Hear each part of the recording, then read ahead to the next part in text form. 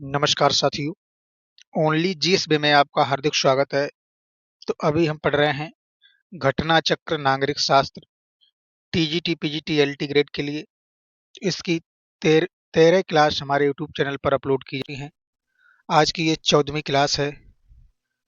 तो आइए चलते अपने क्लास में और देखते हैं आज का पहला क्वेश्चन क्या है। क्वेश्चन नंबर 190 है, बहुलतावादी वकालत करते हैं। तो इसका सही जवाब बनेगा ऑप्शन नंबर सी, समुदायों की स्वायत्तता की। राज्य तथा राज्य तथा अन्य समुदायों के संबंध में बहुलवादियों का यह विश्वास है कि समाज में कुछ समुदाय या तो राज्य से भी अधिक आवश्यक हैं, अन्यथा समान हैं। बहुलवादियों के अनुसार राज्य भी अन्य समुदायों के समान एक समुदाय है। जिस प्रकार राज्य के कानून एवं नियम होते हैं, उसी प्रकार अन्य समुदायों के भी अपने नियम व कानून निर्मित होते हैं। बहुलवादी राज्य से ज्यादा समाज को महत्व देते हैं। लास्की राज्य को अनेक समितियों की भांति एक समिति मानते हैं, पर उसे अन्य समितियों की तुलना में प्रथम मानते हैं। प्रश्न नंबर 191 है, अंतरराष्ट्रीय राजनीति के वैज्ञानिक अध्ययन में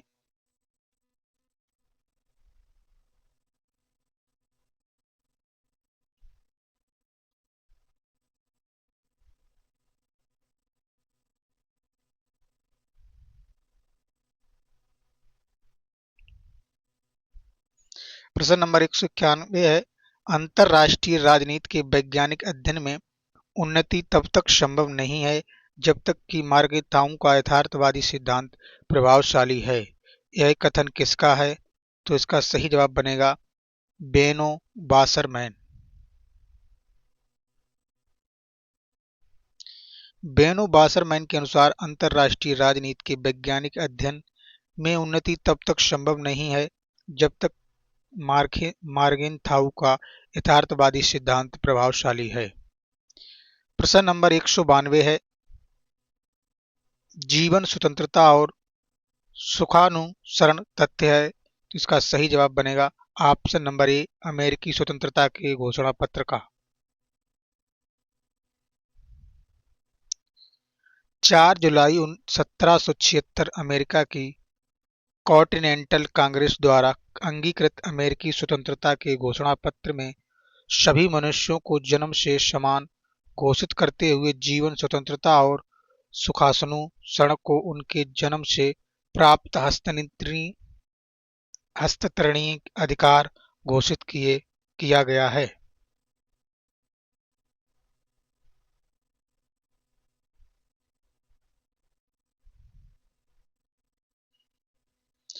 प्रश्न नंबर 193 है, एक व्यवस्थापिका जो मंत्री परिषद के समक्ष निर्बल है तथा एक मंत्री परिषद जो राष्ट्रपति के समक्ष निर्बल है, किस देश की शासन व्यवस्था की विशेषता दर्शाता है? तो इसका सही जवाब बनेगा ऑप्शन नंबर ए, फ्रांस।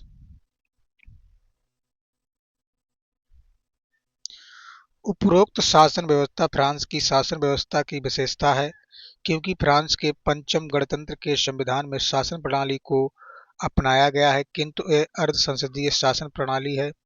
इसमें मंत्रिमंडल संसद के सम्मुख पूर्ण उत्तरदायी नहीं है। प्रधानमंत्री का चुनाव राष्ट्रपति करता है, जिसको साधारण शक्तियों के साथ साथ अनेक असाधारण शक्तियां प्राप्त हैं। यह केवल नाम मात्र का राज्य अध्यक्ष नहीं है, कई मामलों में यह अमेरिकी राष्ट्रपति के समान है। यदि संसद मंत्रिमंडल के विरुद्ध अविश्वास पास करता है, तब भी मंत्रिमंडल चल सकता है, क्योंकि उसका उत्तरदायित्व राष्ट्रपति के प्रति है, संसद के प्रति नहीं। फ्रांसीसी राष्ट्रपति पर अभियोग भी नहीं चलाया जा सकता, इसलिए पिकल्स ने इसे दो विरोधी सिद्धांतों का मिश्रण कहा है। अगला प्रश्न है प्रश्न नंबर 194, जेरी मेंडरिंग की प्रथा किस देश में प्रचलित है?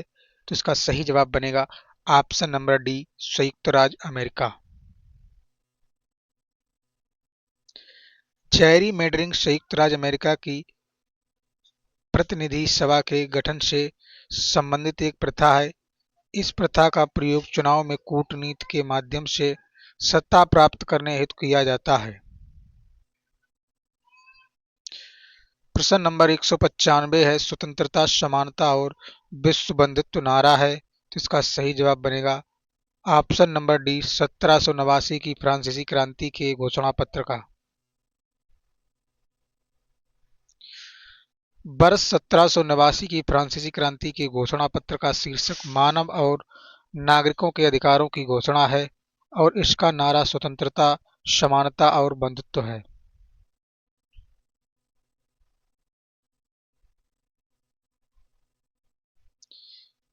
किस देश की न्यायपालिका स्वतंत्र नहीं है, तो इसका सही जवाब बनेगा ऑप्शन नंबर सी रूस।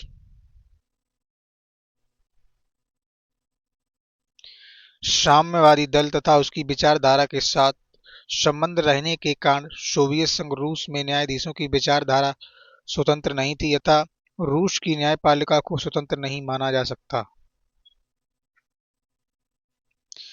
प्रश्न नंबर 197 है, स्वतंत्र नियामकीय आयोग का आविर्भाव हुआ, तो इसका सही जवाब बनेगा ऑप्शन नंबर सी अमेरिका में। स्वतंत्र नियामकीय आयोगों का आविर्भाव संयुक्त राज्य अमेरिका में हुआ। इन्होंने सरकार की शीर्ष विहीन चौथी शाखा भी कहा है।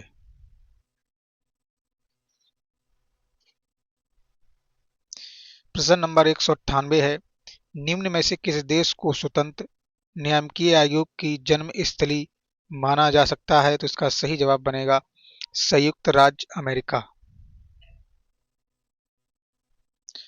प्रश्न नंबर नेक्स्ट है, संयुक्त राज्य अमेरिका में शासन की शीर्ष विहीन शाखा और कांग्रेस की भुजाएं किसे कहा गया है, तो इसका सही जवाब बनेगा स्वतंत्र नियामकीय आयोग को। स्वतंत्र नियामकीय आयोग को अमेरिका में शासन की शीर्षक विहीन शाखा और कांग्रेस की भुजाएं कहा जाता है। यह एक विलक्षण प्रकार की अमेरिकन प्रशासकीय इकाई है।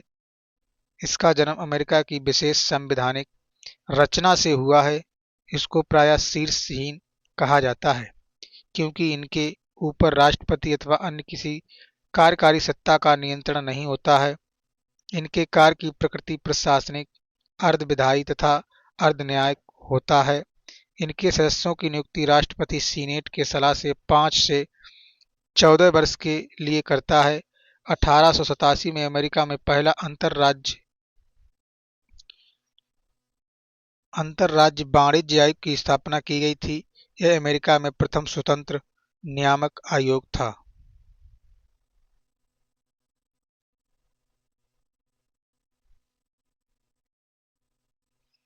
संयुक्त राज्य अमेरिका की सीनेट के लिए प्रत्येक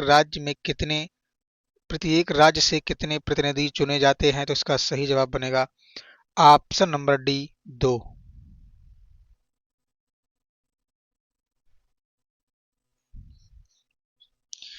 संयुक्त राज्य अमेरिका की सीनेट के लिए जनसंख्या और क्षेत्रफल पर ध्यान दिए बिना प्रत्येक राज्य से 2 प्रतिनिधि चुने जाते हैं। अन्य महत्वपूर्ण तथ्य, सीनेट अमेरिका की कांग्रेस संसद का द्वितीय या उच्च सदन है, जिसकी पहली बैठक वर्ष 1789 में हुई थी।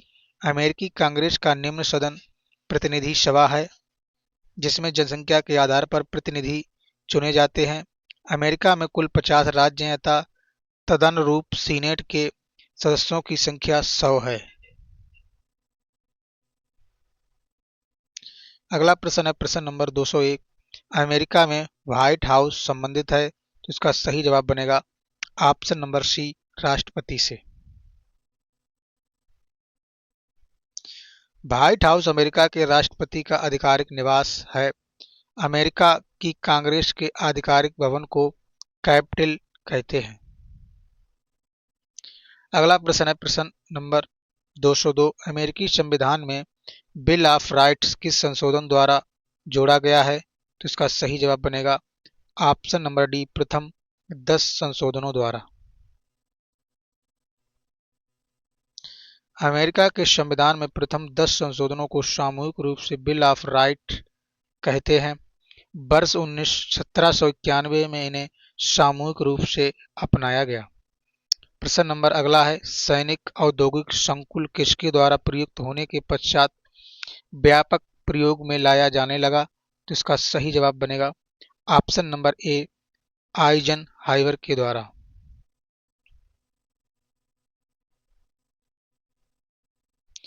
सैनिक औद्योगिक संकुल शब्दावली का प्रयोग अमेरिकी राष्ट्रपति ड्वाइट डी आइजनहावर द्वारा वर्ष 1961 में अपने विदाई समारोह के भाषण में प्रयोग किया गया था।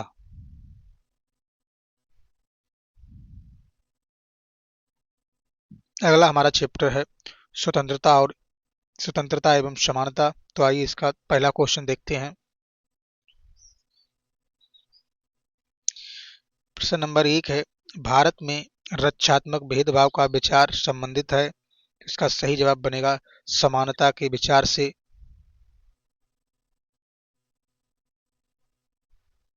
संरक्षात्मक भेदभाव का विचार समानता के विचार से संबंधित है। समानता का तात्पर्य भेदभाव का अभाव, पर समानता का यह नकारात्मक विचार है। समानता की सकारात्मक धारणा शोषित और पिछड़े हुए लोगों के पक्ष में कुछ भेदभाव आवश्यक मानती है। इस भेदभाव को ही संरक्षणात्मक भेदभाव कहा जाता है, जिससे कि सभी वर्ग एक समान स्तर पर आकर स्वस्थ प्रतिस्पर्धा कर सकें।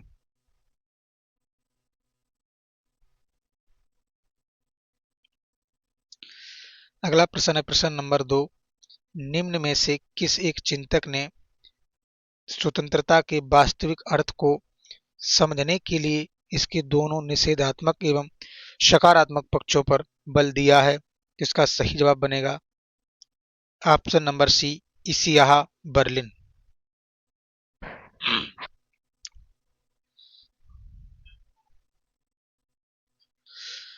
इसियाह बर्लिन ने अपनी प्रसिद्ध कृति टू कंसेप्ट ऑफ लिबर्टी के अंतर्गत यह तर्क दिया कि राज्य केवल व्यक्ति की नकारात्मक स्वतंत्रता की रक्षा कर सकता है।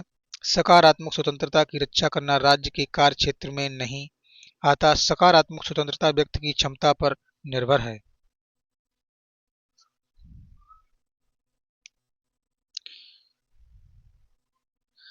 नीचे दो वक्तव्य दिए गए हैं, एक को कथन ए और दूसरे को कारण आर कहा गया है। इन वक्तव्यों के संदर्भ में नीचे उल्लेखित कूटों में से सही उत्तर का चयन कीजिए। कथन ए है, स्वतंत्रता की मार्क्सवादी धारणा स्वतंत्रता की उदारवादी व्यक्तिवादी धारणा से भिन्न है। और आर है, कारण आर है, मार्क्सवादी धारणा के अनुसार स्वतंत्रता ऐसी चीज नहीं है जिसका उपयोग व्यक्ति एकांत में कर सके।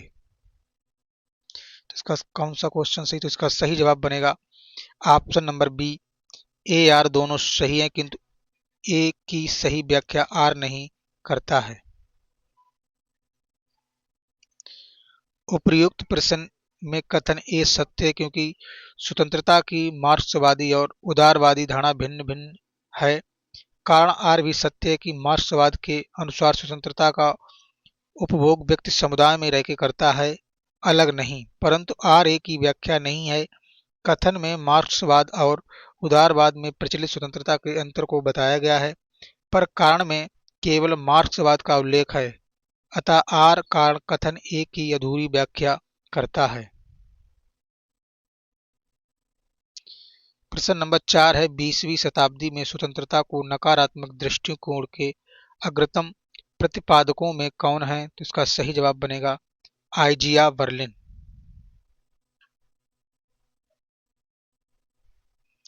20वीं शताब्दी में आइजिया बर्लिन, एफ ए हेक और मिल्टन फ्रीडमैन ने सकारात्मक स्वतंत्रता के स्थान पर नकारात्मक स्वतंत्रता पर बल देकर स्वतंत्रता के सार तत्व को क्षति पहुंचाई है। बर्लिन ने अपनी चर्चित कृति टू कॉन्सेप्ट ऑफ लिबर्टी में लिखा कि राज्य केवल व्यक्ति की नकारात्मक स्वतंत्रता की रक्षा कर सकता है। सकारात्मक स्वतंत्रता की रक्षा करना राज्य के कार्यक्षेत्र में नहीं आता है। प्रश्न नंबर 5 है सतत जागरूकता स्वतंत्रता का मूल्य है। यह कथन किसका है? तो इसका सही जवाब बनेगा जेएस मिल, जो इसमें दिया नहीं है। सतत जागरूकता की स्वतंत्रता का मूल्य है, ये कथन अमेरिका के प्रथम राष्ट्रपति वाशिंगटन का है। जेएस मिल ने अपनी पुस्तक ऑन लिबर्टी में स्वतंत्रता को मानव जीवन का मूल आधार बताया है। सी डी वर्न्स ने कहा कि स्वतंत्रता न केवल सभ्य जीवन का आधार है वरन सभ्यता का विकास भी व्यक्तिगत स्वतंत्रता पर ही निर्भर करता है। इसी संदर्भ में डॉक्टर राधाकृष्णन ने कहा कि स्वतंत्रता किसी अन्य साध्य की प्राप्ति का साधन नहीं वरन एक सर्वोच्च साध्य है।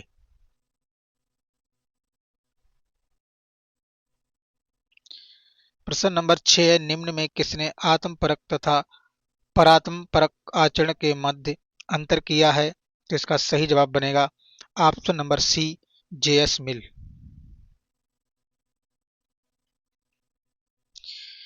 जेएस मिल ने स्वतंत्रता से संबंधित अपनी संकल्पना अपने प्रसिद्ध निबंध ऑन लिबर्टी 1858 के अंतर्गत प्रस्तुत की।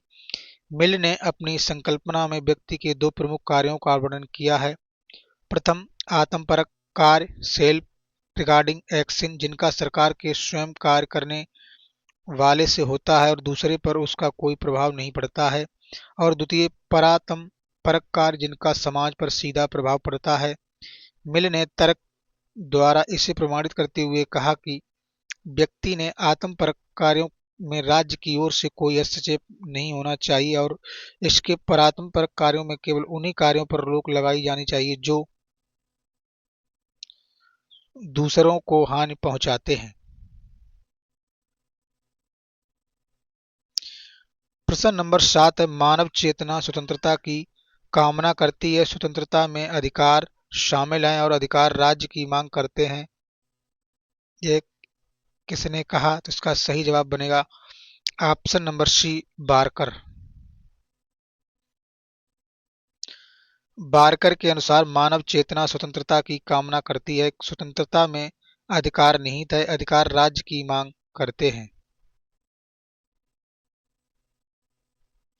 प्रश्न नंबर 8 है निम्नलिखित में कौन इस विचार से सहमत है कि स्वतंत्रता अपने आप से कलह करती है? तो इसका सही जवाब बनेगा option number C Barker. Barker स्वतंत्रता और समानता के पारस्परिक संबंध को स्पष्ट करते हुए कहते हैं कि यदि स्वतंत्रता और समानता में संघर्ष नहीं होगा तो स्वतंत्रता स्वयं में संघर्ष करने लगेगी। अगला प्रश्न है प्रश्न नंबर 9 निम्न में कौन इस विचार का है कि स्वतंत्रता अपने आप में कलह कर सकती है? तो इसका सही जवाब बनेगा ऑप्शन नंबर डी बारकर।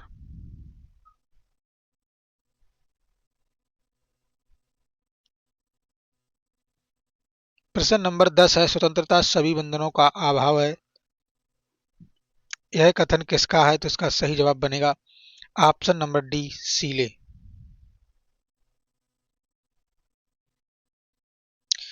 स्वतंत्रता सभी बंधनों का अभाव है, ये कथन सीले का है। स्वतंत्रता उदारवादी चिंतन का केंद्रीय तत्व तथा सार है। स्वतंत्रता को नकारात्मक स्वतंत्रता तथा सकारात्मक स्वतंत्रता में वर्गीकृत किया गया है। सीले की यह परिभाषा नकारात्मक स्वतंत्रता को व्यक्त करती है। आरंभिक उदारवादी विचारक हाफ्ट लाक बेंथम मिल सिजविक स्पेंसर मॉन्टेस्क्यू तथा नव उदारवादी विचारक जैसे हेक फ्रीडमैन बर्लिन आदि नकारात्मक स्वतंत्रता के समर्थक हैं। अन्य महत्वपूर्ण तथ्य स्वतंत्रता का अंग्रेजी रूपांतर लिबर्टी लैटिन भाषा के शब्द लिबर से लिया गया है जिसका अर्थ होता है बंधनों का अभाव। सीले के अनुसार स्वतंत्रता अतिशासन का विरोधी है। हाब्स के अनुसार स्वतंत्रता बाह्य बाधाओं की अनुपस्थिति है, वे बाधाएं जो व्यक्ति को कोई भी कार्य करने की शक्ति घटाती हैं। रूसो के अनुसार स्वतंत्रता सामान्य इच्छा के पालन में है, हेगल के अनुसार स्वतंत्रता राज्य के कानून का पालन करने में है। मैकेंजी के अनुसार स्वतंत्रता सभी प्रकार के प्रतिबंधों का अभाव नहीं है, अपितु अनुचित प्रतिबंधों के स्थान पर उचित प्रतिबंधों की व्यवस्था है।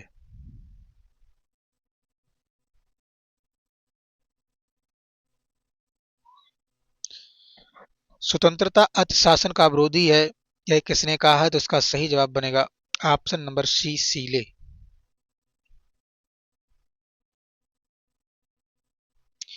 किसने कहा कि स्वतंत्रता अतिशासन का विरोधी है? तो इसका भी सही जवाब बनेगा ऑप्शन नंबर बी, सीले।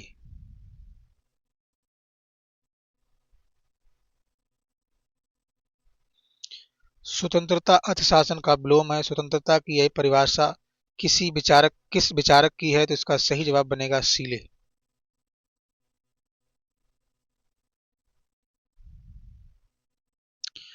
स्वतंत्रता का मतलब सभी प्रकार के बंधनों का अभाव है, ये कथन है, तो इसका सही जवाब बनेगा सीले का।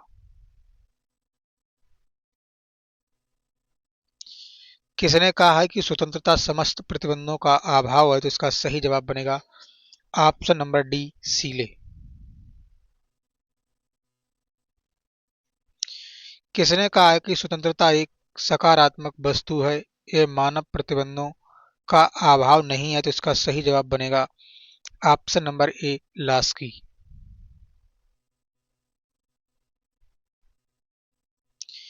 नकारात्मक स्वतंत्रता की अवधारणा निम्नलिखित में से किस एक पर बल देती है? तो इसका सही जवाब बनेगा हस्तक्षेप की अनुपस्थिति।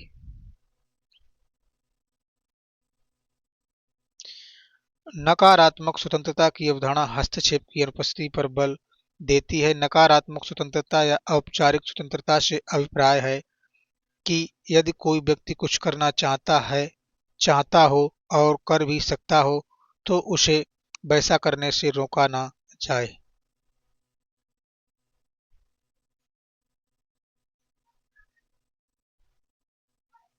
प्रश्न नंबर 18 है, हर व्यक्ति अपने हित को अपनी हर व्यक्ति अपने हित को बहुत अच्छी तरह से जानता है और इसलिए राज्य को उसके ध्येय तथा उद्देश्यों के बारे में निर्णय नहीं करना चाहिए। तो इसका सही जवाब बनेगा ऑप्शन नंबर बी, नकारात्मक स्वतंत्रता की।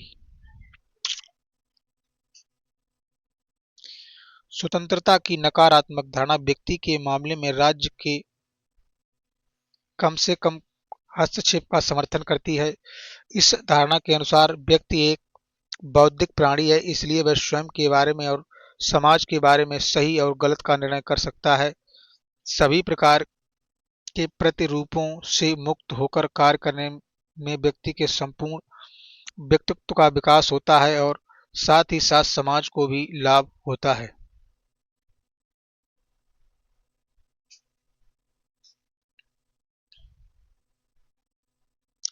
प्रश्न नंबर 19 है, निम्नलिखित में कौन एक कानून के समक्ष समानता पर लागू होता है? तो इसका सही जवाब बनेगा यह एक नकारात्मक विचार है।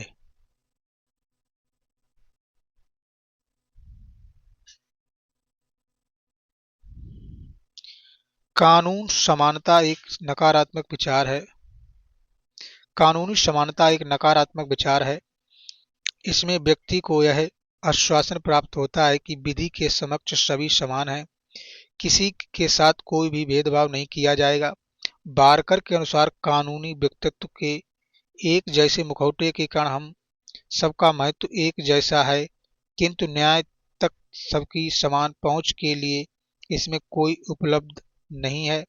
शोषित, दलित और वंचित वर्ग कानून का समानता के बावजूद न्याय प्राप्त नहीं कर पाते हैं,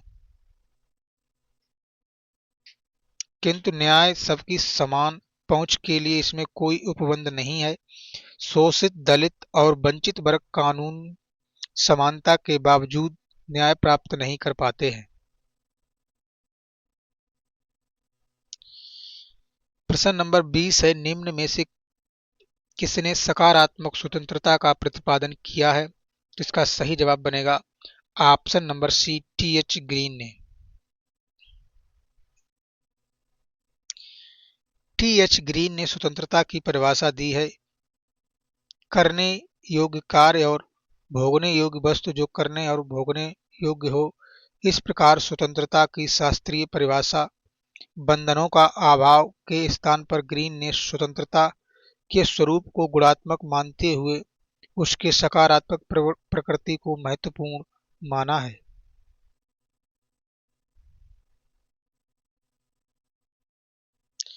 समानता का अर्थ है कि सभी व्यक्तियों के लिए पर्याप्त अवसर प्राप्त होने चाहिए। किसने कहा? तो इसका सही जवाब बनेगा option number C, Laski. Laski के अनुसार समानता का यह तात्पर्य कदापि नहीं है कि प्रत्येक व्यक्ति को समान आय प्रदान की जाए। यदि ईंट बनाने वाले मजदूर को एक प्रसिद्ध गणितज्ञ व वैज्ञानिक की आय की लगभग समान आय दी जाने लगे तो समानता का उद्देश्य ही समाप्त हो जाएगा।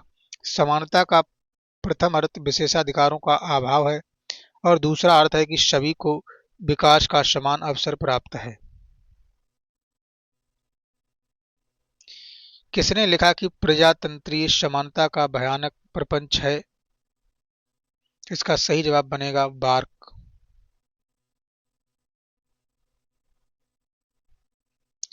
प्रजातंत्रीय समानता का विरोध करते हुए बर्क ने इसे दानवी संकल्पना या भयानक प्रपंच कहा, जबकि कलाइकल के अनुसार यह अविश्वसनीय बेवकूफी भरी मूर्खता है। अगला प्रश्न है प्रश्न नंबर 23। आर्थिक समानता के बिना राजनीतिक स्वतंत्रता मिथक है, यह कथन किसका है? तो इसका सही जवाब बनेगा GDH कोल का। GDH कोल ने कहा कि आर्थिक समानता के बिना राजनीतिक स्वतंत्रता मिथक है। दूसरे शब्दों में आर्थिक समानता के अभाव में राजनीतिक स्वतंत्रता केवल एक भ्रम है। राजनीतिक स्वतंत्रता के आधार के रूप में आर्थिक समानता कार्य करती है। एक व्यक्ति सार्वजनिक क्षेत्र के प्रति तभी रुचि ले सकता है जब उसके पास अपनी अनिवार्य आवश्यकताओं को पूरा करने के पर्याप्त साधन उपलब्ध हों। अन्य महत्वपूर्ण तथ्य, लास्की के अनुसार मुझे स्वादिष्ट भोजन करने का अधिकार नहीं है यदि मेरे पड़ोसी को मेरे इस अधिकार के कारण सूखी रोटी से वंचित रहना पड़े। जवाहरलाल नेहरू ने कहा कि भूखे व्यक्ति के लिए मत का कोई मूल्य नहीं होता है।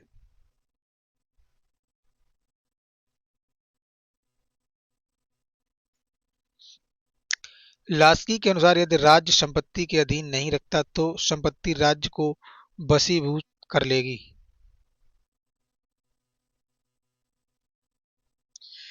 कोल की तरह लास्की ने भी कहा कि आर्थिक समानता के बिना राजनीतिक स्वतंत्रता कभी भी वास्तविक नहीं हो सकती है। प्रश्न नंबर 24 है, राजनीतिक स्वतंत्रता आर्थिक समानता के बिना एक संकल्पना है, यह किसने कहा? तो इसका सही जवाब बनेगा GDH कोल।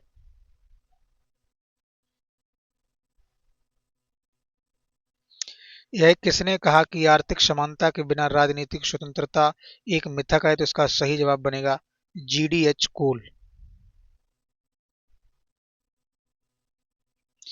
राजनीतिक समानता कभी वास्तविक नहीं हो सकती यदि उसके साथ वास्तविक आर्थिक समानता ना हो, तो ये कथन है। तो इसका सही जवाब बनेगा ऑप्शन नंबर सी, लास्की का।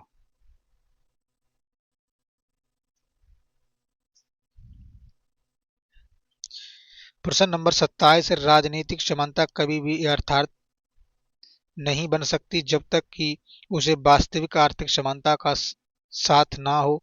किसने कहा? तो इसका सही जवाब बनेगा ऑप्शन नंबर डी, बिलोबी।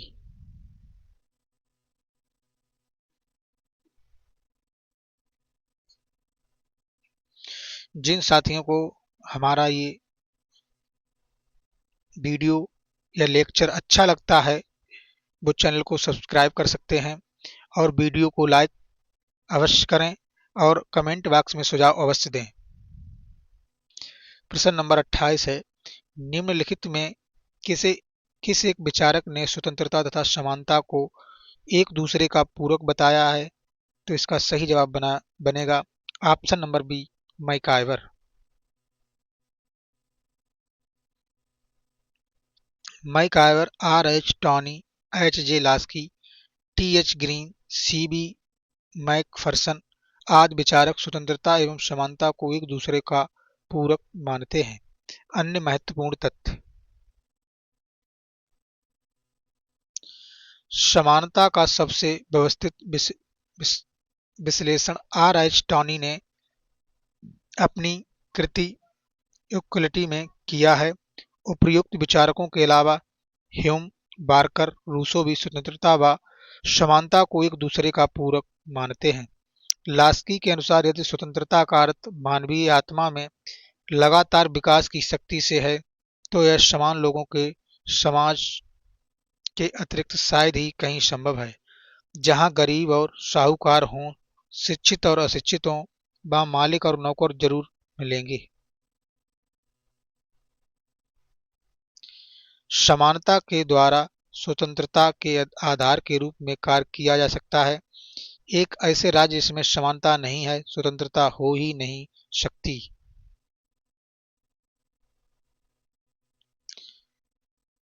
स्वतंत्रता एवं समानता का सर्वश्रेष्ठ सामंजस्य प्राप्त करना जिस व्यवस्था में संभव है, वह है लोकतांत्रिक समाजवाद। स्वतंत्रता एवं समानता का सर्वश्रेष्ठ सामंजस्य लोकतांत्रिक समाजवाद में संभव है। उदारवाद में स्वतंत्रता की संकल्पना को महत्वपूर्ण स्थान दिया जाता है। समाजवाद में समानता के विचार को, प्रत्ययवाद में राज्य को सर्वश्रेष्ठ मानते हुए स्वतंत्रता और समानता के विचार को पृष्ठभूमि में डाल दिया जाता है। लोकतांत्रिक समाजवाद सामाजिक आर्थिक समानता के साथ साथ आर्थिक के लिए लोकतांत्रिक व्यवस्था को जरूरी मानता है। प्रश्न नंबर 30 है, किसने यह टिप्पणी की है कि प्रतिबंधों के रूप में सभी प्रतिबंध एक बुराई हैं, स्वयं लोगों को छोड़ देना उन्हें नियंत्रित करने से सदैव बेहतर है। इसका सही जवाब बनेगा ऑप्शन नंबर बी, मिल।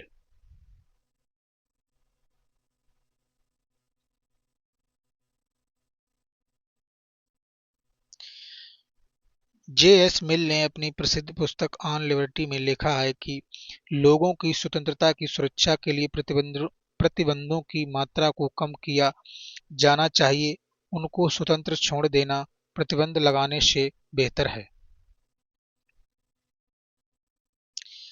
अगला प्रश्न है प्रश्न नंबर 31, किसने स्टुअर्ट मिल के स्वतंत्रता के सिद्धांत के बारे में निम्नलिखित कथनों में से कौन सा एक सही है? तो इसका सही जवाब बनेगा ऑप्शन नंबर डी। मिल का विचार है कि स्वतंत्रता के बिना मनुष्य बौद्धिक और नैतिक पूर्णता प्राप्त नहीं कर सकता तथा विकास और एक आदर्श मनुष्य नहीं बन सकता। जे एस मिल ने अपने स्वतंत्रता संबंधी विचार वर्ष 1859 में प्रकाशित ग्रंथ स्वतंत्रता पर ऑन लिबर्टी में दिए हैं। मिल ने स्वतंत्रता के नकारात्मक दृष्टिकोण का प्रतिपादन किया। मिल के अनुसार व्यक्ति का उद्देश्य अपने व्यक्तित्व का उच्चतम एवं अधिकतम विकास है और यह केवल स्वतंत्रता के वातावरण में ही संभव है। मिल का विचार है कि स्वतंत्रता के द्वारा ही मनुष्य बौद्धिक व नैतिक पूर्णता प्राप्त करके एक आदर्श मनुष्य बन सकता है। अन्य महत्वपूर्ण तथ्य। मिल के अनुसार व्यक्ति के जीवन में राज्य का न्यूनतम हस्तक्षेप और अधिकतम संभव सीमा तक व्यक्ति को अपनी इच्छा अनुसार जीवन व्यतीत करने की छूट ही स्वतंत्रता है और वह इसे अपनाने पर बल देता है। मिल ने व्यक्ति की स्वतंत्रता को दो भागों में बांटा है। प्रथम विचारों की स्वतंत्रता, द्वितीय कार्य संबंधी स्वतंत्रता। मिल के अनुसार व्यक्ति को विचारों की पूर्ण स्वतंत्रता प्राप्त होनी चाहिए। मिल स्थापित परंपरा व धारणा के विरुद्ध विचार प्रकट करने की स्वतंत्रता देता है। साथ सनकी व्यक्ति को भी स्वतंत्रता दिए जाने का पक्षधर है।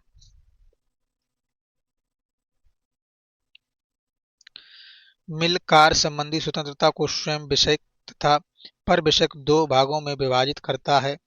उसके अनुसार स्वयं विषयक कार्यों में व्यक्ति को पूर्ण स्वाधीनता प्राप्त होनी चाहिए, लेकिन पर विषयक कार्यों में व्यक्ति की स्वतंत्रता सीमित होती है, विशेषकर जब उसके कार्यों में समाज के अन्य व्यक्तियों की स्वतंत्रता में बाधा पहुंचती है।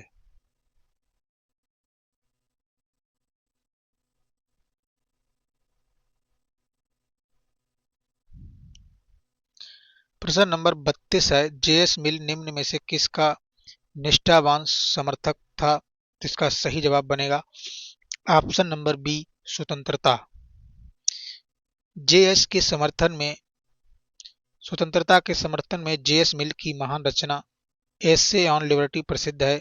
इस ग्रंथ में मिल ने स्वतंत्रता का जोरदार समर्थन किया है। इस दिशा में वह इतना आगे बढ़ गया कि पागलों और विक्षिप्त व्यक्तियों के लिए भी निषेध रहित स्वतंत्रता का समर्थन करने लगा।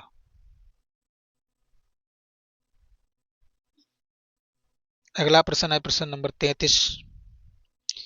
जॉन स्टुअर्ट मिल ने स्वतंत्रता के संदर्भ में सभी मानवीय कार्यों का विभाजन किस प्रकार किया है?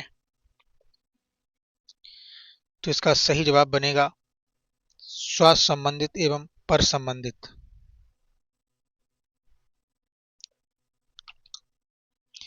जॉन स्टुअर्ट मिल ने स्वतंत्रता के संदर्भ में सभी मानवीय कार्यों को दो श्रेणियों स्व संबंधित एवं पर संबंधित कार्यों में विभाजित किया।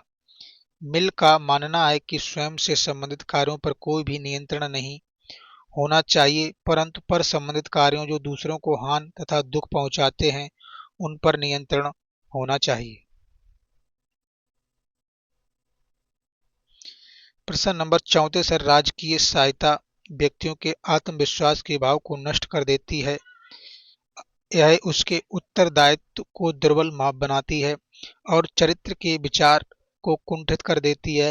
यह कथन किसका है? तो इसका सही जवाब बनेगा जेएस मिल का।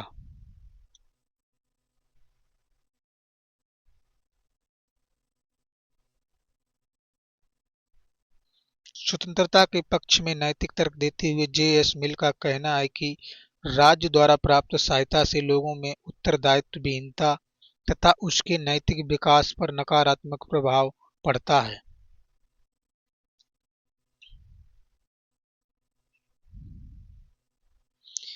निम्न में कौन सा कथन सही है? तो इसका सही जवाब बनेगा ऑप्शन नंबर डी, समानता का अर्थ है कि अपने व्यक्तित्व के विकास के लिए सबको समान अवसर देने का प्रावधान हो।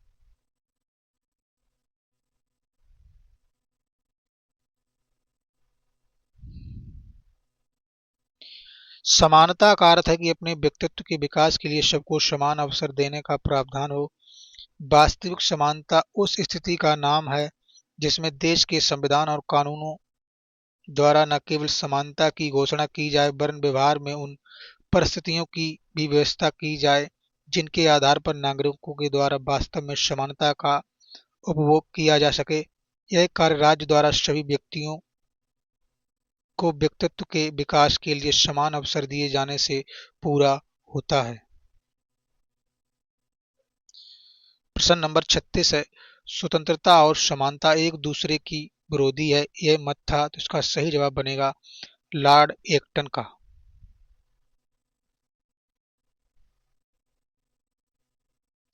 लॉर्ड एक्टन ने स्वतंत्रता और समानता को एक दूसरे का विरोधी माना है।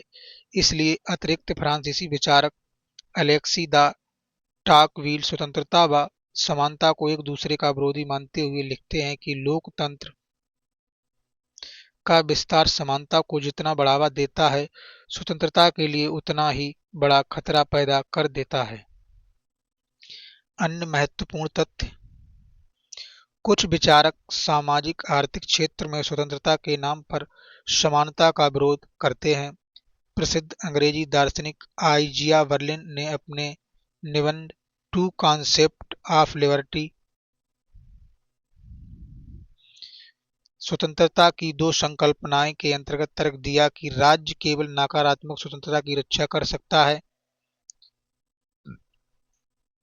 सकारात्मक स्वतंत्रता की व्यक्ति का निजी मामला है जिसे राज्य को कोई सरोकर नहीं कर नहीं रखना चाहिए।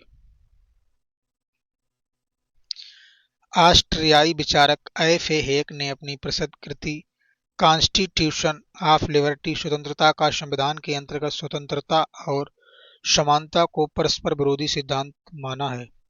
इस संबंध में लॉर्ड एक्टन का कथन है कि समानता की उत्कृष्ट अभिलाषा के कारण स्वतंत्रता की आशा ही व्यर्थ हो गई है।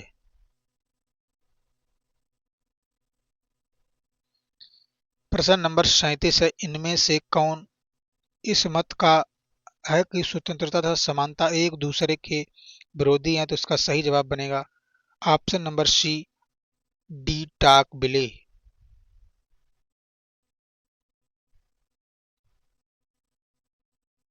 यह कथन है कि स्वतंत्रता और समानता के साथ साथ नहीं रह सकते। यही कथन है कि स्वतंत्रता और समानता साथ साथ नहीं रह सकते, किससे संबंधित है? जिसका सही जवाब बनेगा लॉर्ड एक्टन का। लॉर्ड एक्टन स्वतंत्रता समानता को परस्पर विरोधी मानते हैं। इनके अनुसार स्वतंत्रता प्राकृतिक प्रदत्त है जबकि समानता प्रकृति की देन नहीं है, यह कृत्रिम है। लॉर्ड एक्टन ने कहा कि स्वतंत्रता एवं समानता साथ साथ नहीं रह सकते। प्रश्न नंबर 39 है, समानता के प्रति आग्रह ने स्वतंत्रता की आशा को व्यर्थ बना दिया, यह किसका कथन है? तो इसका सही जवाब बनेगा लॉर्ड एक्टन का। स्वतंत्रता और समानता के पारस्परिक विरोध को उद्घाटित करते हुए लॉर्ड एक्टन ने कहा कि जितना अधिक हम एक को प्राप्त करेंगे उतना ही हम दूसरे को हानि होगी। समानता की मात्रा बढ़ाने का अर्थ होगा स्वतंत्रता में कमी होना। इस संबंध में एक्टन ने स्वतंत्रता को महत्वपूर्ण मानते हुए समानता के प्रति उत्साह का विरोध किया है।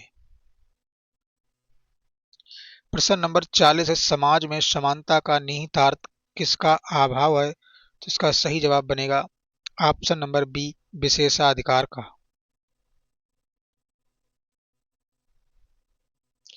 समानता का विचार विशेषाधिकारों के विरुद्ध है। प्रायः लोकतंत्र के लिए विशेष अधिकारों को खत्म करके समानता पर आधारित समाज का निर्माण आवश्यक होता है। समाज में धर्म, जाति या जन्म के आधार पर यदि व्यक्तियों को विशेष अधिकार प्राप्त हो तो समाज में वास्तविक समानता को प्राप्त कर पाना संभव नहीं होता है। वास्तविक समानता के प्रति वास्तव समानता की प्राप्ति के लिए विशेष अधिकारों के अभाव की स्थिति नितांतता आवश्यक है।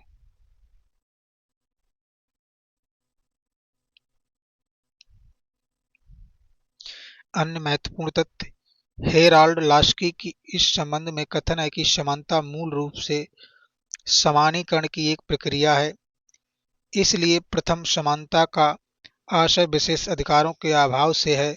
द्वितीय रूप में इसका आशय यह है कि सभी व्यक्तियों को विकास हेतु पर्याप्त अवसर प्राप्त होना चाहिए।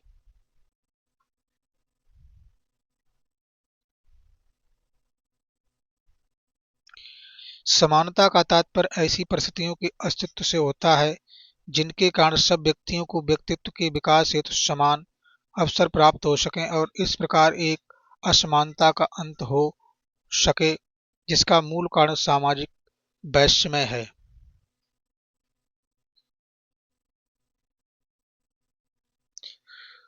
स्वतंत्रता उस कार्य को करने की एक सकारात्मक शक्ति है जो उपयोग तथा उपभोग करने योग्य है, ये किसने कहा?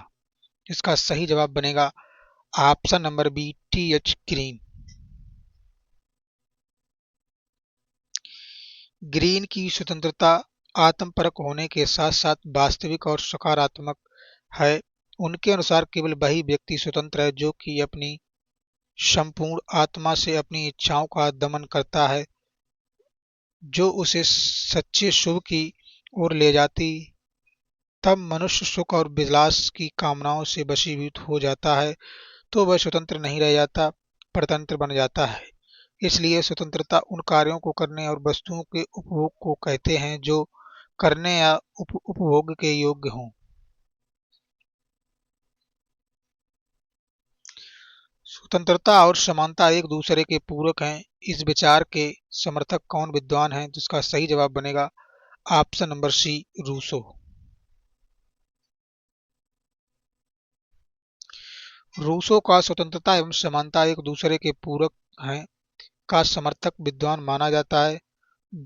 वस्तुतः 19वीं सदी के उत्तरार्ध में समाजवादी तथा सकारात्मक उदारवादी लेखकों द्वारा उठाई गई आर्थिक और सामाजिक समानता की मांग ने समानता को स्वतंत्रता की मौलिक शर्त बना दिया।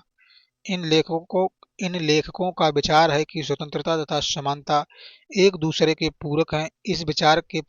इस विचार के प्रमुख समर्थक रूसो, मैटलैंड, ग्रीन, हाब्स हाबहाउ हाबहाउस, लास्की, टानी, बार्कर आदि।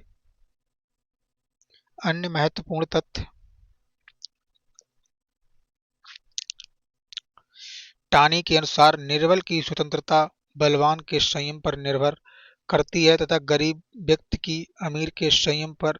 प्रत्येक व्यक्ति को केवल इतनी स्वतंत्रता मिलनी चाहिए जितनी वह दूसरों को दे सकता है। टानी के अनुसार व्यापक स्तर पर समानता स्वतंत्रता की शत्रु होने के बजाय उसकी आवश्यक शर्त है।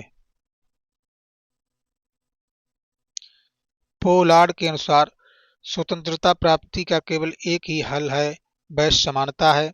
समानता के अभाव में स्वतंत्रता केवल एक लाइसेंस बनकर रह जाएगी।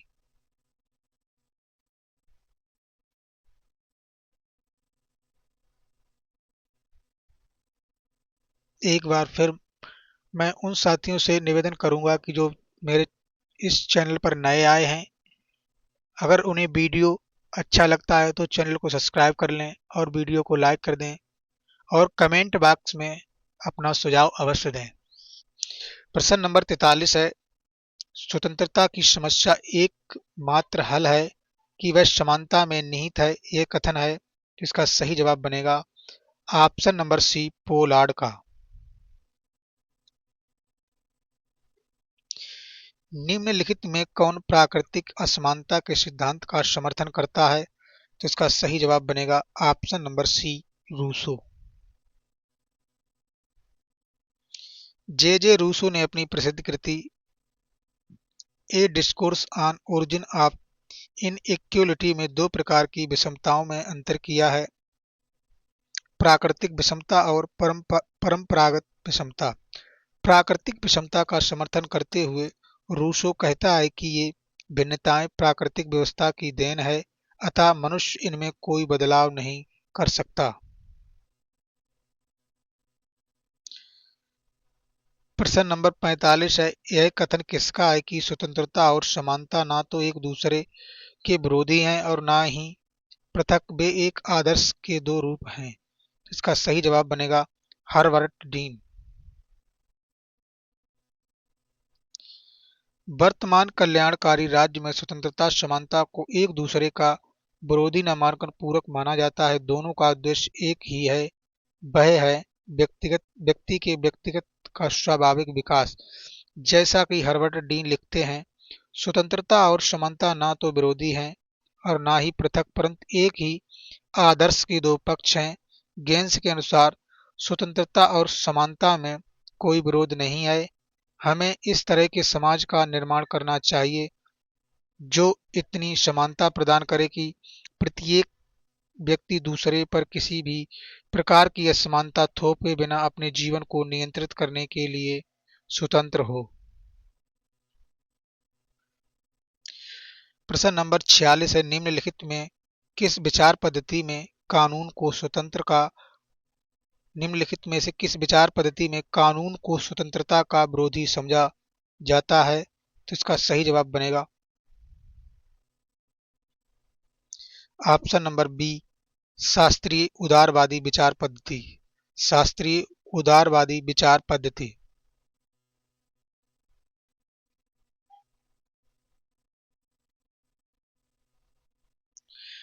कानून को स्वतंत्रता का विरोधी शास्त्रीय उदारवादी विचार पद्धति में माना जाता है।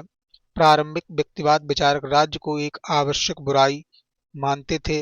उनका विचार है कि स्वतंत्रता और कानून परस्पर विरोधी हैं तथा व्यक्तिगत स्वतंत्रता के हित में राज्य जैसी कानून निर्मात्री संस्था का न्यूनीकरण हो जाना चाहिए। अन्य प्रश्न, अन्य महत्वपूर्ण तथ्य। डाइसी ने कहा कि मात्रा जितनी अधिक होगी डाइसी ने कहा कि एक की मात्रा जितनी अधिक होगी दूसरे की उतनी ही कम हो जाएगी। विलियम गॉडविन के शब्दों में कानून सबसे अधिक घातक प्रकृति की संस्था है।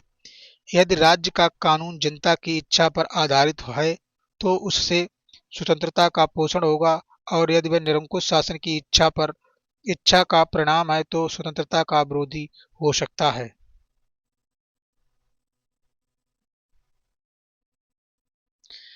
प्रश्न नंबर 47 है, लिबर्टी शब्द लिया गया है तो इसका सही जवाब बनेगा लाइबर से।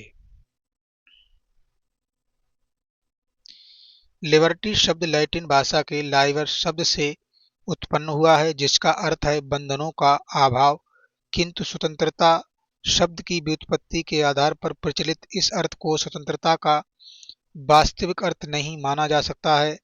मनुष्य एक सामाजिक प्राणी है और समाज में रहते हुए मनुष्य असीमित स्वतंत्रता का उपभोग नहीं कर सकता। उसे सामाजिक नियमों की मर्यादा के अंतर्गत रहना होता है। अतः स्वतंत्रता मानवीय प्रकृति और सामाजिक जीवन के इन दो विरोधी तत्वों बंधनों का अभाव और नियमों का पालन में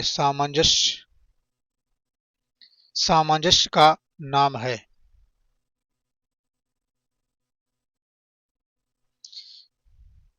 लिबर्टी शब्द लैटिन भाषा के किस शब्द से लिया गया है तो इसका सही जवाब बनेगा ऑप्शन नंबर सी, लिवर से। साथियों, एक बार मैं पुनः आपसे फिर रिक्वेस्ट करूंगा कि अगर लेक्चर या वीडियो आपको अच्छा लगता हो तो चैनल को सब्सक्राइब अवश्य करें और वीडियो को लाइक और कमेंट बॉक्स में सुझाव अवश्य दें। Thanks for watching. धन्यवाद।